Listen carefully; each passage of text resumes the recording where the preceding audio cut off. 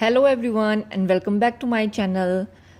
आज की वीडियो में हम ये वाला क्वेश्चन सॉल्व करेंगे। Calculate the number of gram of SO2 which can be prepared by treating 100 grams of with HCl according to the reaction. इस क्वेश्चन में आपको रिएक्शन ऑलरेडी गिवन है, राइट? ऑलरेडी बैलेंस्ड इक्वेशन है। अगर ये balance नहीं होती तो आपको पहले खुद बैलेंस करनी होती। यहाँ पर आप सल्फेट ऑलरेडी क्वेश्चन में गिवन है 100 ग्राम और पूछा है कि आपका सल्फर डाइऑक्साइड कितना बनेगा, राइट? ग्राम्स में कितना बनेगा। तो इस क्वेश्चन का सबसे आसान तरीका है आप इसमें डायरेक्ट यूनिटरी मेथड लगाएं। ओके, लेट्स सी उसमें आपको क्या करना है। अब यहाँ पे हम देख सकते हैं 1 मोल, तो उसमें आपका सल्फर डाइऑक्साइड भी 1 ही मोल बन रहा है। मुझे कैसे पता है? ये जो इसके आगे स्टोक्योमेट्री लगता है, यहाँ पे कुछ भी नहीं है, इसका मतलब यहाँ पे 1 है, यहाँ पे कुछ नहीं है, इसका मतलब यहाँ पे भी 1 है।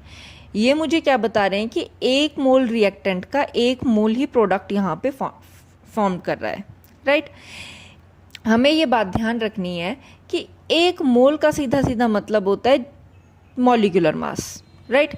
अगर मैं यहाँ पे पूछूं कि मेरा जो Na2SO3 है उसके 1 मोल में कितने ग्राम है, ठीक है, तो मैं सीधे सीधे बोलूँगी 1 मोल में जो भी उसका मॉलिक्यूलर मास है उतने ग्राम है।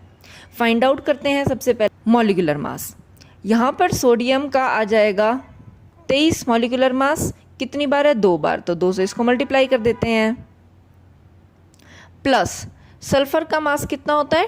32 प्लस ऑक्सीजन का मास होता है 16, मगर कितनी बार ऑक्सीजन लिखिए? 3 बार। तो जब आप इसको प्लस करते हो तो आपका आंसर बन जाता है 126 ग्राम, राइट? तो इसका मतलब है कि 1 मोल में कितने ग्राम होंगे मेरे? 126 ग्राम्स होंगे, राइट? सिमिलरली अगर मैं 1 मोल ऑफ सल्फर डाइऑक्साइड की बात करूं तो जितना सल्फर डाइऑक्साइड का मॉलिक्यूलर मास है उतना ही होगा। फाइंड आउट करते हैं। सल्फर का मास होता है 32 मल्टीप्लाई बाय 16 और 16 ऑक्सीजन कितनी बार है? 2 टाइम्स, तो आ जाएगा यहाँ पे आपका 64 ग्राम्स, राइट? इसका मतलब है कि मेरे 1 मोल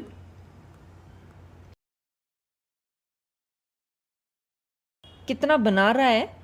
1 मोल सल्फर डाइऑक्साइड बना रहा है। अच्छा, 1 मोल का मतलब कि जब मैं 126 ग्राम ले रही हूँ तो मेरा प्रोडक्ट कितना ग्राम बन रहा है?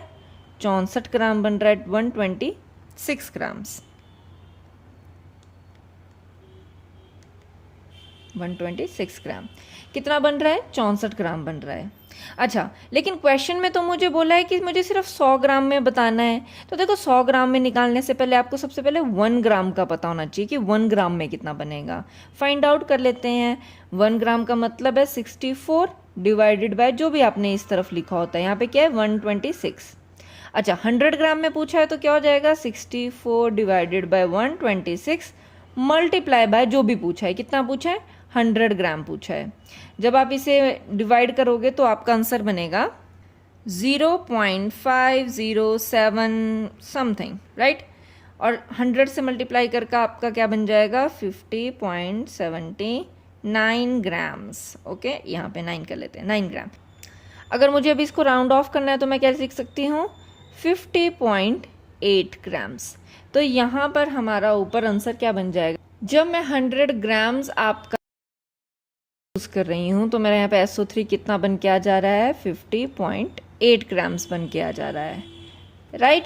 आई होप आपको ये क्वेश्चन समझ आया होगा। That's all for today. See you next time in my next video.